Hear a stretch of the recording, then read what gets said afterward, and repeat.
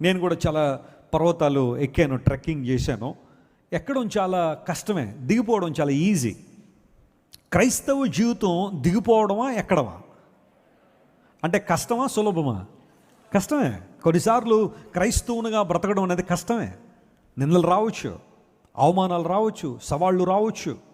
లోకాన్ని చూస్తున్నప్పుడు వారందరూ నిన్ను ప్రశ్నించవచ్చు.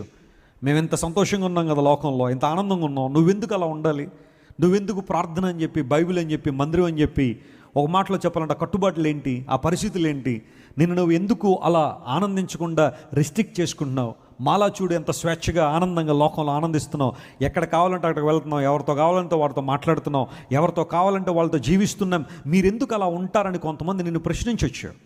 క్రైస్తవ జీవితం అంత సులభమైన జీవితం కాదు. సిలువను ఎత్తుకుని వెంబడించాలి అన్నప్పుడు సిలువ ఎత్తుకుని నడవడం అనేది చిన్న విషయం కాదు. మెడలో సిలువ వేసుకున్నంత ఈజీ కాదు.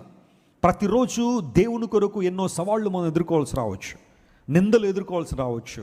చుట్టుపక్కల వారి నుంచి కావచ్చు, నీ ఆఫీసులో ఉన్న వారి గురించి కావచ్చు, లేదా నీ సొంత బంధువులే కావచ్చు, కొన్నిసార్లు నీ కుటుంబ సభ్యులే కావచ్చు. నీవు చేస్తున్న భక్తిని హేళన చేయొచ్చు, దేవుని కోసం నిలబడుతున్న విధానాన్ని చాలామంది ప్రశ్నించవచ్చు. కొండ ఎక్కడం చాలా కష్టమే, కానీ దిగిపోవడం చాలా ఈజీయే. చాలాసార్లు మీకు చెబుతున్నాను, ఒక మంచి పేరు సంపాదించుకోవడం కూడా ఒక కొండ ఎక్కడం లాంటిదే. అయితే ఒక చెడ్డ పేరు సంపాదించుకోవడం కొండ దిగలో ఉండదు, చాలా ఈజీగా.